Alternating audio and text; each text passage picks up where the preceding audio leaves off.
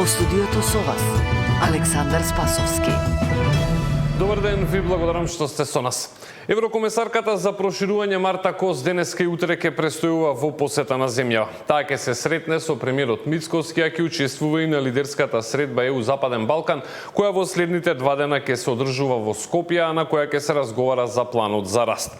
За денеска попладне најавена е тет-а-тет средба на еврокомесарката со премиерот Мицкоски, пошто ќе се одржи и билатерална средба со останатите делегации.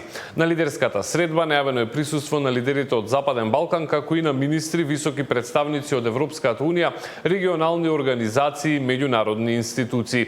Посетата на еврокомесарката за проширување на земјава минатата недела ја најави Европската комисија, која соопшти дека Кос доаѓа во Скопје на средба со лидерите од Западен Балкан за планот за раст и дека покрај премиерот Мицкоски на средбата ќе присуствуваат и лидерите на Албанија, Босна и Херцеговина, Косово, Србија и Црна Гора.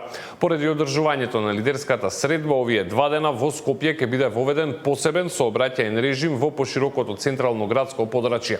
Од Министерството за внатрешни работи апелираат до учесниците во сообраќајот да ги почитуваат наредбите на полициските службеници.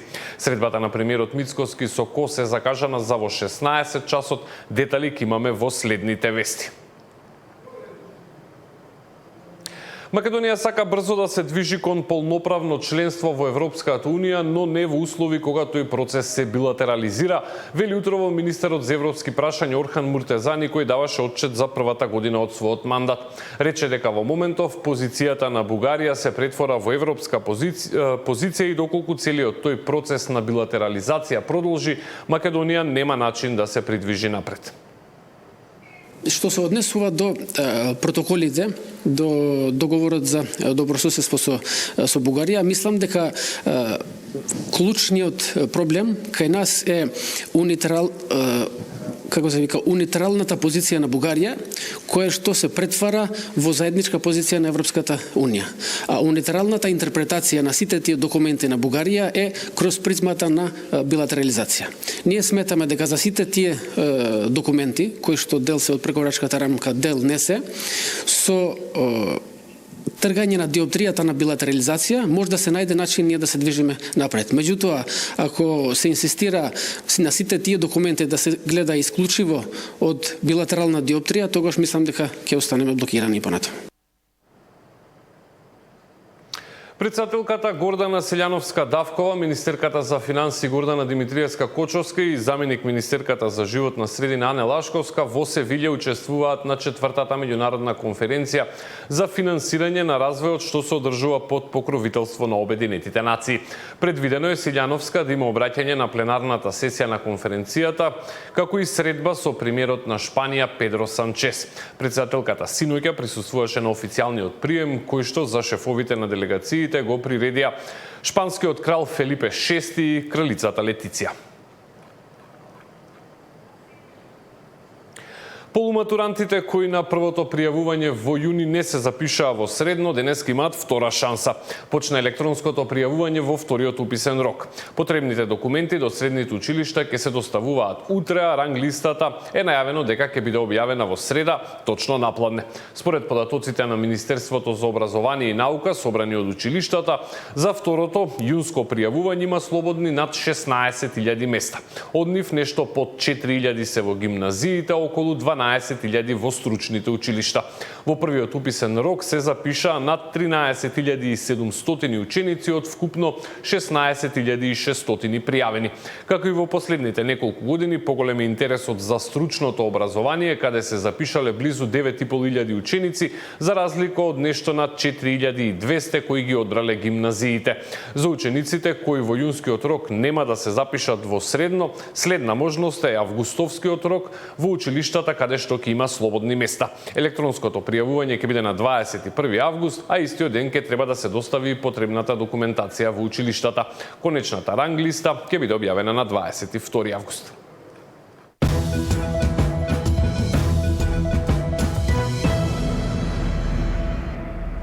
Политика. Опозицијската СДСМ обвинува за недостиг на лекови на клиниката за онкологија. Тие го обвинуваат министерот за здравство и директорот на фондот за здравствено осигурување дека ги оставиле болните од рак и повеќе од 1 месец без терапија. Состојбата во здравството е катастрофална и нечовечна.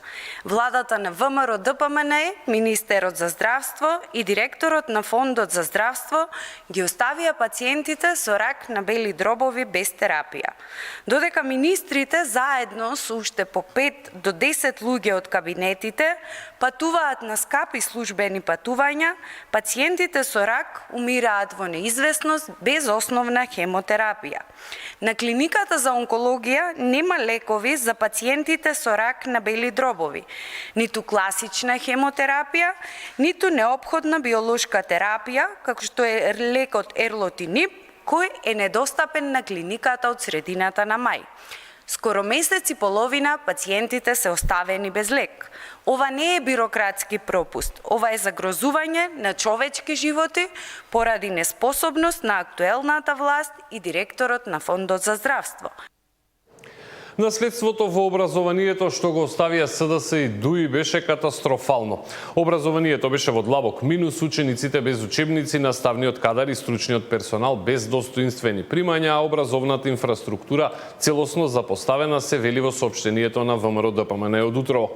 За една година влада, предводена од ВМРО ДПМН, се започна со градење на модерен систем на образование кој ги вклучува сите чинители. На 12% повисоки плати за наставниот кадар и стручниот персонал во основните и средните училишта, 14% повисоки плати на професорите на факултетите, потпишана согласно за раст на платите до 60% во следните 4 години.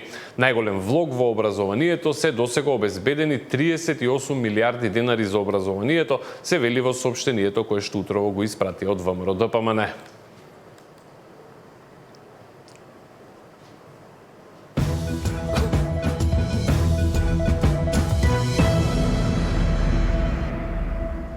Од утре стапува на сила забрана за движење во шумите и ќе важи до крајот на август, соопшти Министерството за земјоделство, шумарство и водостопанство.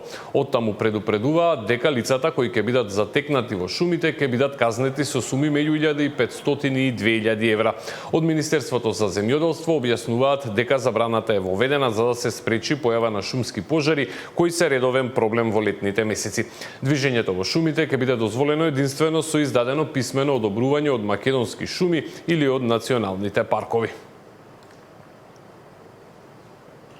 А пожар утрово избил на еден пловен објект кој бил закотвен во каналот Студенчишта во Охридското езеро. Како што јави МИА, пожарот избил во брз чамец кој бил закотвен во марината во моментот кога сопственикот се обидел да го стартува моторот. За среќа присутните реагирале брзо. Нема информации за повредени или настаната штета на околните пловила.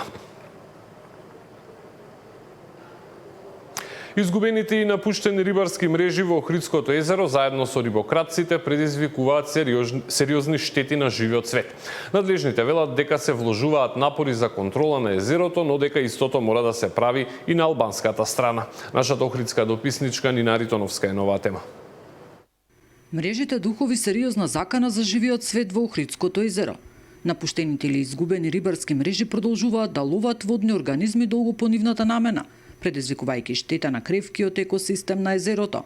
Според експертите, најголемиот проблем е што најмногу ги има точно на местата одредени како природни рибни плодишта, што и се најинтересна локација за рибократците. Мрежите духови, така популарно наречени, тоа се оние мрежи кои остануваат во езерскиот систем од повеќе причини. Може да бидат изгубени заради невреме, може да бидат намерно фрлени, може да бидат едноставно заборавени и така натаму, а тенденцијата е тие да се отстранат за да им се вратат рибните плодишта на пастрмките. Знаеме дека пастрмката како индикатор на чиста вода ги избегнува оние места каде што имаме утрофикација, загадување, меѓу другото каде што има трулеж на месо, бидејќи тие мрежи и натаму ловат, без оглед дали се целни видови или се она што ќе помине покрај нив или во нив, и на тој начин делуваат негативно на целиот жив свет на Охридското езеро. Акции за отстранување на овие мрежи има, велат од Хидробиолошкиот завод, но потребно исте да бидат во континуитет со зголемен обем и во соседна Албанија. Со апел дека сите активности кои се случуваат на Охридското езеро треба трансгранично да бидат покриени, со тоа што и колегите од албанска страна треба да се активираат, а ние стоиме на располагање. Инаку според последните податоци само во периодот од 21 до 24 јуни од полициската станица за граничен надзор пронајдени се 4 висечки рибарски мрежи во должина од по 100 метри улов од 300 парчиња риба и дополнително кај Струшкото село Калишта пронајден е чамет со 2 кофи рибарски мрежи во должина од по 60 метри друг риболовен алат. Експертите сметаат дека за решавање на проблемот потребна е зголемена контрола од надлежните институции, но и построги казни. Нина Аритоновска, Сител телевизија. 30 на пациенти од истокот на Македонија се соочуваат со ретка болест која може да се лечи, но проблем е што терапијата не може секогаш да се најде. Станува збор за заболување на нервните завршетоци, кое доколку не се третира, создава сериозни проблеми. Трајан Ристовски. Ретка болест на нервните завршетоци е констатирана кај 30 пациенти со потекло од истокот на државата. Болеста се појавува кај мажи и жени над 50 годишна возраст, а симптомите се оток на рацете, нефункционалност на екстремитетите до целосна парализа. Зафаќа нервните завршетоци, значи амилоидот после одредена возраст веќе не се раствара во телото, се запушува нервниот систем, и така да веќе пациентите имат големи проблеми во самото движење, болки во раце, во нозе, трпнење, почнува со трпнење на прсти, на раце и на нозе. Зафаќа и дел од гастролагниот трак, меѓутоа тоа е веќе на крајот на животот, веќе го зафаќа. И значи пациентите, углавном сите пациенти починуваат на 60-65 години максимум. Пациентите умираат пред се поради ненавремено откривање на болеста.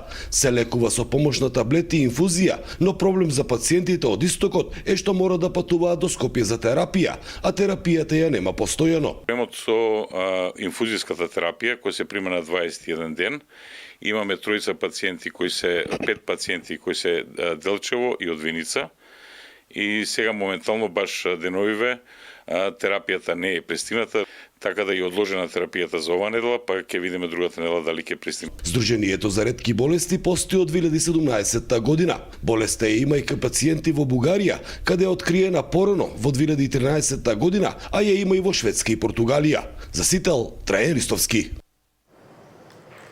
Пред крајот и информацијата за новите цени на горивата. Регулаторната комисија за енергетика утрово донесе одлука за поевтинување на горивата. Од полнок бензините поевтинуваат за 2, а дизелот за 1 денар по литар. Па така од утре литар 95 октански бензин ќе се точи по 75,5 денари, додека 98 октанскиот за 77,5 денари. Новата цена на дизелот ќе биде 69,5 денари за литар.